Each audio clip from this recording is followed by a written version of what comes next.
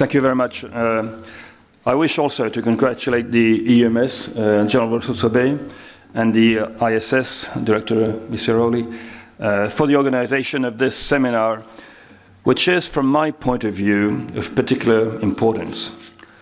Why is it so important? First, because it's timely, as Pierre Vimont has just highlighted. Second, because it will allow networking between the operations and mission commanders and between the different actors which are here in the room. But also because it will allow outreach. Outreach because, for example, the military committee needs to feel how the External Action Service structures are taking into account military lessons learned.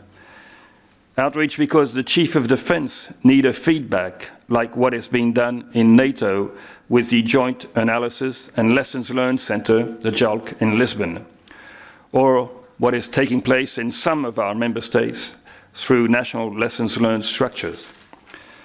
Outreach because within our 28 member states, Chief of Defense and military headquarters have to know if their contributions are efficient enough, how they have to be adapted, and what can be improved.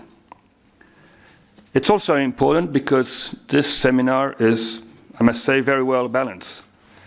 I very much welcome the themes chosen for the different panels of this conference. Yes, indeed, you are not here to evaluate each one of the EU military missions and operations. This is done through different forums and is effective. But I think here, during those 2 days, it is about considering how we can improve our planning as soon as a crisis emerges, how can we improve our planning when we are engaged in an area, and how to integrate the whole actors in presence. Let me start by telling you what, in my views, the comprehensive approach is about. First, it's not a new concept.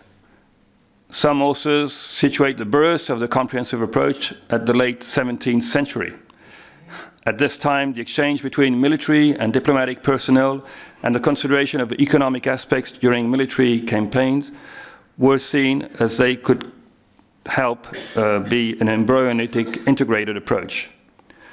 But there is also no doubt that in classical times, the Greeks and the Romans also applied comprehensive approach after having learned that the most desirable use of military power was not only military, but also political, diplomatic, legal, and economic.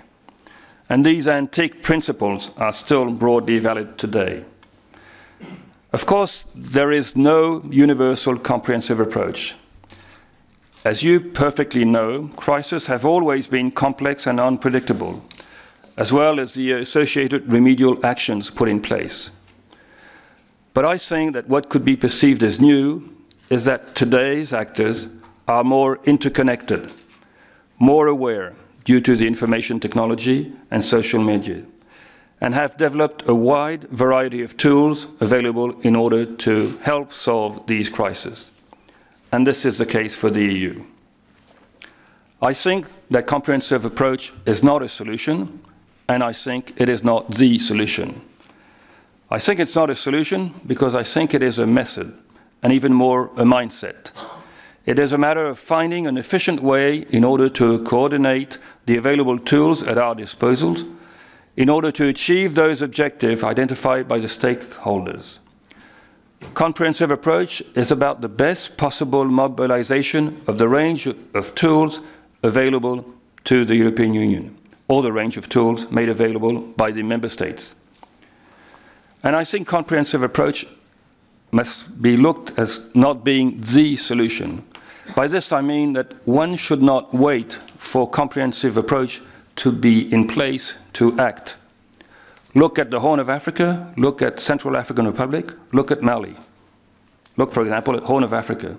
In 2008, we knew that we needed to have a comprehensive approach, but there was no time to do it right now. And so it was implemented progressively. 2008, 2010, 2012, 2013, each time a new operations, mission, military or civilian activity took place, whether it be Atalanta, EUTM Somalia, UCAP Nestor, moving to Mogadishu, and many other activities that took place. So we need to have this in mind, and I think really that it is not the solution, but it is a mindset through the whole aspects of what we do. This leads me to my second part of what I wanted to say. How does the military fit in the comprehensive approach?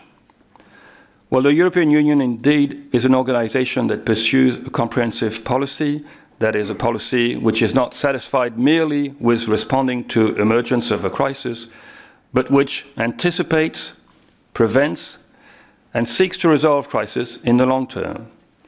So in the EU, comprehensive approach is some type of a brand. C'est un peu notre marque de fabrique, I would say. The consequence for us, military, is that the military tool is just one tool within the toolbox of the EU. And this has many, many consequences. Let us remember that the concept of the so-called security development nexus affirms that there cannot be development if there is no security, and there cannot be security if there are no perspective of development. Therefore, the military tool is a greater enabler for civilian actions in non-permissive areas. And as chairman of the EU Military Committee, I can affirm that the military tool is with no doubt efficient. Let's just look at our current engagements around the world. We have, for the first time in the EU history, 5 missions and operations running.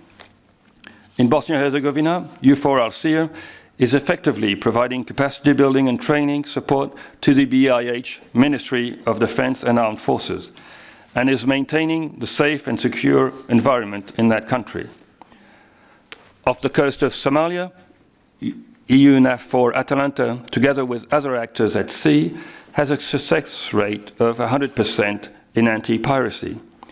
In Somalia, we have trained more than 3,500 Somali soldiers and show on the ground in Mogadishu our long-term commitment to that part of the African continent. In Mali, we have trained 4 Malian battalions, and we are training 4 additional ones, whilst providing advice to shape up a new Malian armed forces. In Central African Republic, we have deployed troops in order to provide temporary support in achieving a safe and secure environment, focusing in the Bangui area. Could we do better? Peut-être, sûrement, of course. But I would like to pay tribute to the EAS and to the Operation and Mission Commander for what has been done and what is done currently. But now let's go back to a comprehensive approach, and I would like to highlight 3 final points on this. Comprehensive approach applies for me to all phases of a conflict. It includes prevention, early warning, crisis management, stabilization, longer-term building, and development cooperation. Military expertise is needed to be present in all of these phases, and this brings new challenges to the EU military staff, which has limited resources. This is a profound game changer for the EU with the military aspects within the EU. Second, applying the comprehensive approach means in fact synchronizing tools which are and should remain different in nature in order to address issues from different perspectives. The need to preserve everyone's specificity is absolutely paramount in the comprehensive approach. You don't mix bananas and pineapples, nor do you mix humanitarian aid and military, nor do you mean development and military, because development is long-term and military, hopefully, is short-term or medium-term. But you do need to synchronize. So I think comprehensive approach is not about merging different tools, it is about synchronization. For us, the military, a clear example of the specificity is what we call the chain of command. It has to be clear, it has to be robust, and it has to be unchallenged. And whenever it isn't, then it leads to disaster. And disaster in the military domain means loss of life. But on some aspects, such as logistics, for instance, it is possible to have an integrated vision, including the military and civilians for a given crisis area. Conversely, on planning issues, everyone must be able to retain his own methods of planning and rules of commitment. Therefore, how can we improve? Well, I think this is the seminar who is there to highlight what are the areas. But maybe I can give you a few thoughts as I have. I think there are some areas of concern, at least to me, in particular when I think about our engagements in Bosnia or off the coast of Somalia. I am somehow concerned about the consequences in case member states, one or two, should decide to unplug the military action. So we need to find ways to look long-term, to get a buy-in by member states, not only in the very short term, but with a vision. Second, military engagements are not the ultimate solutions to crisis. And as we have the capability to stabilize and create a favorable environment for the civilian tool to act swiftly and robustly in order to cure the symptoms of the crisis, I would there like to pay tribute to the Crisis Management and Planning Directorate and to the Geographical Desk for the strategic reviews as they are conducted, because they are very useful to help that comprehensive approach take place in the areas where we are engaged. Can it be improved? This is up to you and up to all of us to see in the future the areas where the improvements can take place. We also need a clear strategic vision of what the EU collectively wants to achieve in its external relations or in particular conflict or crisis situation. And we need a list of priority that goes in line with what the Secretary General Pierre Vimont just said, I think, in the strategic vision. Fourth, we need information about an analysis of the conflict and the crisis context, including on the ongoing overall EU engagement. This has to be included into the planning, into the preparation, into the implementation, and the review phases of CSDP missions and operations. And this leads me to another question. Don't we need some type of an audit, an evaluation, an inspection mechanism? This is challenging for the military, but I think it would bring added value if it is very well managed and if it is done in a positive way. Fifth, I think that more civilian-military synergy is also an essential element in the EU's comprehensive approach. And we definitely need more joint working methods.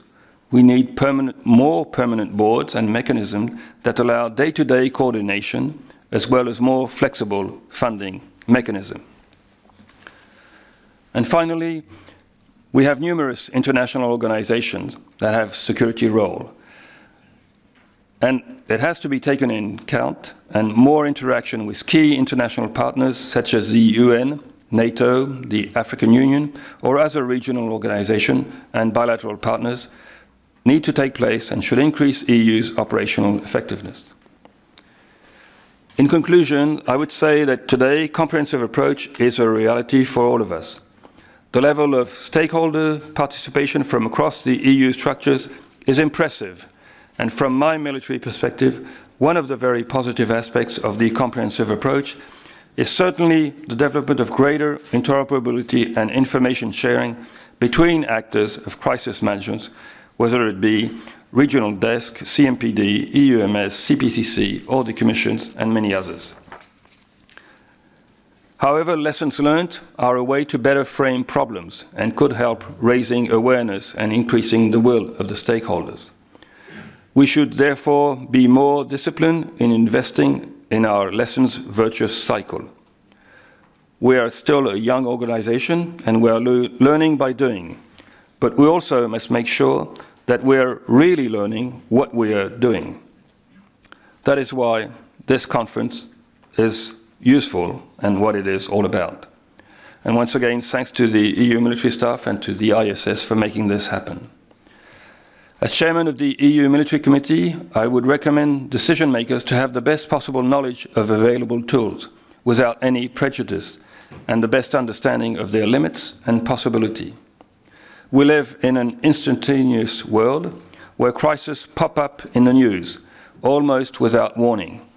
where our citizens ask for immediate response to very complex situations. So we need to find the right balance between responsiveness and wisdom.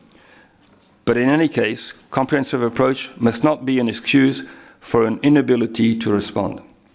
Comprehensive approach is a matter of goodwill and, above all, I think, of mindset.